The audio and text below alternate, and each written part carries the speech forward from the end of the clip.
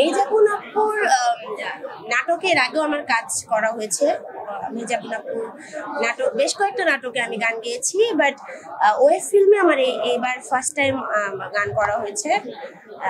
আর মির্জাপুর আপু আমার মনে হয় সবারই ফেভারিট, কার ফেভারিট না। তার অ্যাক্টিং এর ভক্ত আমি, এবং মানুষ হিসেবেও সে খুবই সুইট একটা মানুষ, আমার খুবই ভালো লাগে।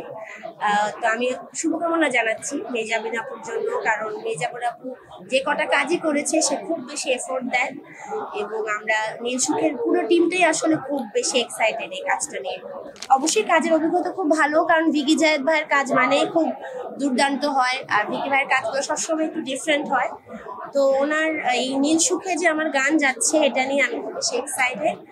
আর এই ওই ফিল্মে 3টা গান রয়েছে, 2টা রবীন্দ্রসঙ্গীত আর একটা মৌলিক গান, ওটা আমি আর মার্শেল গেয়েছি।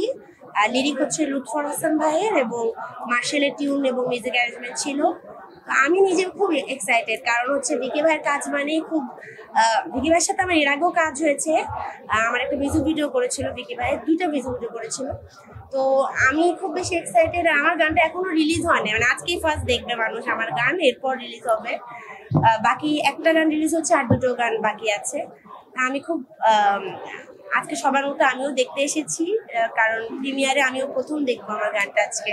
রিসেন্টলি তো একটা গান রিলিজ হলো আমার, এক জনমে হাজার বনন টাইটেলে, রাকিব হাসান রাহুলের লেখা ছিল, আর অদিত রহমান দাদার মিউজিক অ্যারেঞ্জমেন্ট।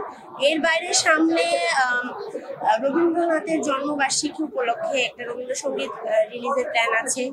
এছাড়া নাকফুলের টাইটেল ট্র্যাকটা আমার গাওয়া, নাকফুল মুভি, এটা এই ভ্যালেন্টাইনে রিলিজ হওয়ার কথা ছিল, বাট রিলিজ হয়নি, আর সামনে রিলিজ হবে। তো ওই নাকফুলের টাইটেল ট্র্যাকটা আমার গাওয়া। এছাড়া কর্পোরেট মুভিতে আমার 2টো গান রয়েছে, লাইফ ইজ বিউটিফুল মুভিতে আমার একটা গান রয়েছে, এই কয়েকটা আপকামিং কাজ রয়েছে। এছাড়া বেশ কয়েকটা নাটকেও গান করেছি।